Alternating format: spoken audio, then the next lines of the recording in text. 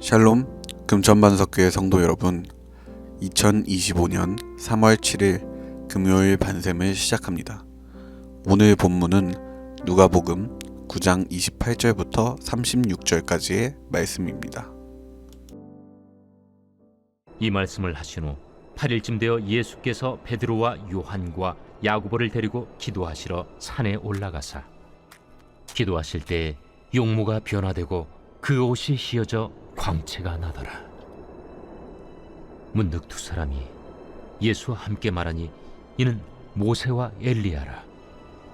영광 중에 나타나서 장차 예수께서 예루살렘에서 별세하실 것을 말할세 베드로와 및 함께 있는 자들이 깊이 졸다가 온전히 깨어나 예수의 영광과 및 함께 선 두 사람을 보더니 두 사람이 떠날 때에 베드로가 예수께 여짜오되 주여, 우리가 여기 있는 것이 좋사오니 우리가 초막 셋을 짓되 하나는 주를 위하여, 하나는 모세를 위하여, 하나는 엘리야를 위하여 하사이다 하되 자기가 하는 말을 자기도 알지 못하더라. 이 말할 즈음에 구름이 와서 그들을 덮는지라.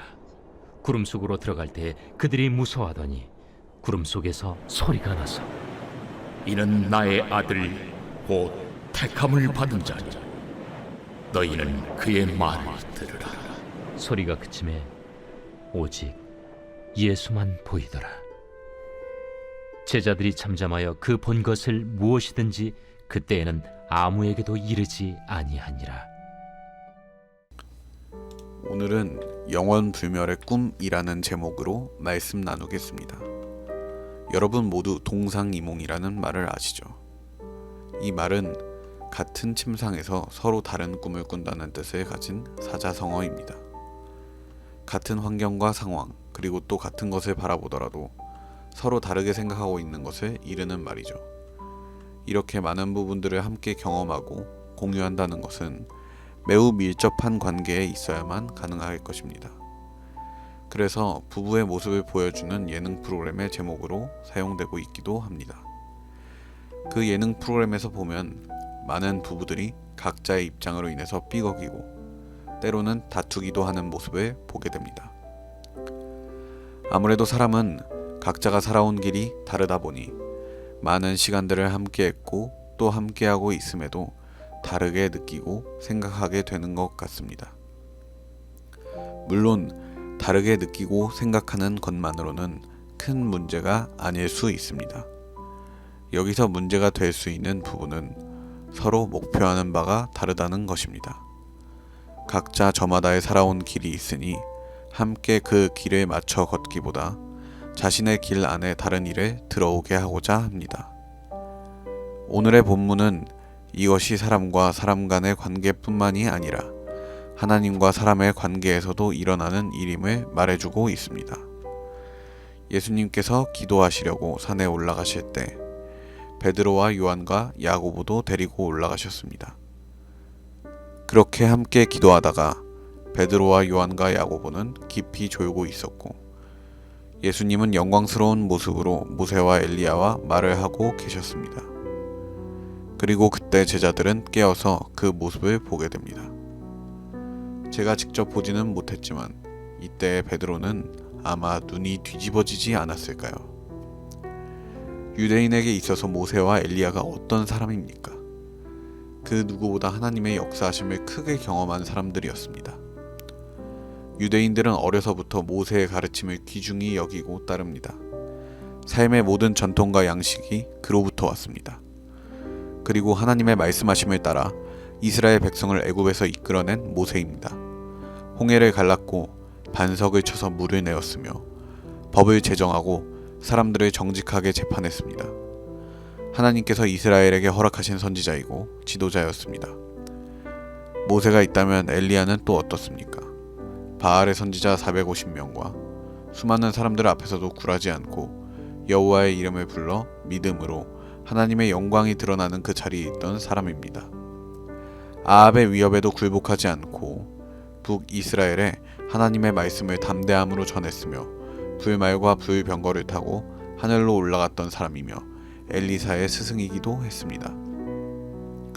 그렇기 때문에 예수님과 모세와 엘리야가 함께 있는 이 상황은 베드로가 아닌 그 어떤 유대인이라고 하더라도 열광할 만한 상황이었고, 예수님의 수제자이며 늘 곁을 따랐던 베드로는 어느 누구보다 그 기쁨이 컸을 것입니다.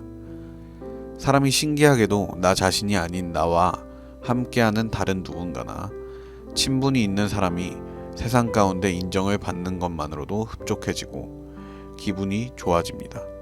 분명히 베드로도 그런 상황이었을 것입니다. 아마 베드로는 마음속으로 그렇게 외치고 있었을지도 모르겠습니다. 와, 역시 우리 예수님이야. 베드로는 기쁜 마음에 마음속으로부터 고백이 차고 넘쳐 흘렀을 것입니다. 이는 어찌 보면 경이롭고 놀라운 상황을 경험했을 때 감탄사가 터져 나오듯이 매우 당연한 상황이었습니다. 그렇기에 그는 예수님과 모세 그리고 엘리야를 위하여 초막을 짓고 그곳에 머물자고 말했습니다. 얼마나 정신이 없었는지 본인 스스로가 어떤 말을 하는지 알지 못했다고 성경에 나와 있습니다. 베드로는 아마 꿈속에 있는 것 같았을 것입니다. 그의 머릿속에서는 예수님과 자신의 미래가 그려지고 탄탄대로가 깔렸을 것입니다. 당연하게도 예수님을 흠모하는 마음은 이전에 비할 바 없이 커졌을 것입니다. 하지만 베드로가 그 영광의 형상을 보기 전에 예수님과 모세와 엘리야 가운데 무슨 말이 오고 갔습니까? 그것은 바로 십자가 사건에 대한 말이었습니다. 예수님께서는 친히 그 영광됨을 벗어버리시고 이 땅 가운데로 오셨습니다.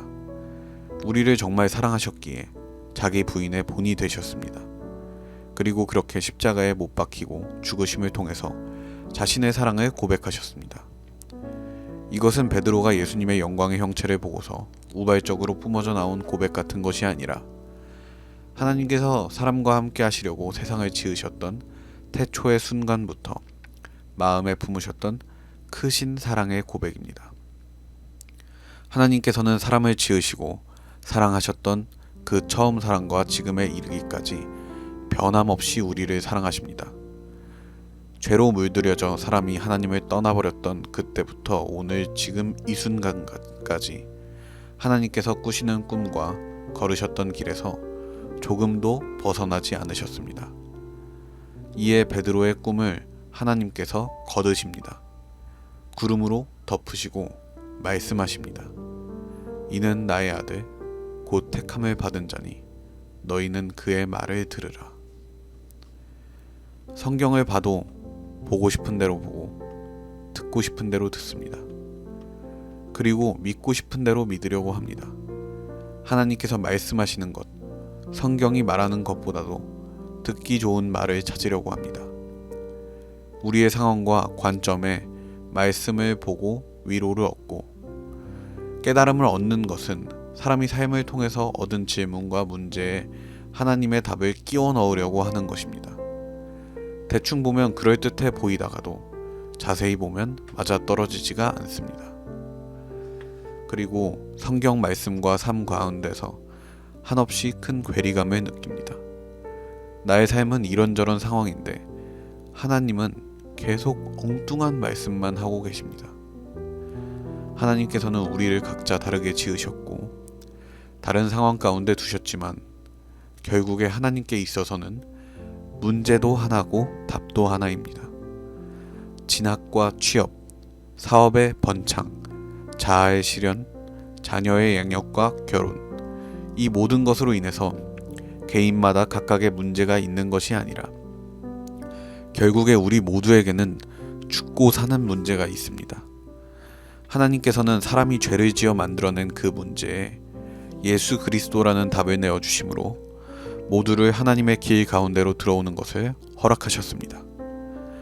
하지만 현대의 그리스도인은 하나님께서 만드신 그 길로 사람들을 인도하는 사명을 받아 살아가고 있지만 때로는 눈에 보이는 현실에 집중하여 하나님의 뜻과 생각을 잊어버리고 다른 생각을 하는 경우도 있습니다. 그런 나머지 각자의 상황과 어려움으로 인해서 자신의 길을 만들고 이내 그 길 가운데로 걸어가는 것을 하나님께서 인도해 주시기를 바라는 모습을 보게 됩니다. 이제는 그렇게 걸어가서는 안 됩니다. 회개라는 것은 돌이키는 것입니다.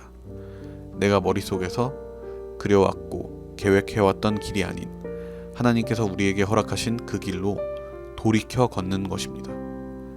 당연히 참된 그리스도인으로서 세상 가운데 덕이 되고 또 본이 되어 각자의 부르신 자리에서 날마다 열심히 임해야 합니다.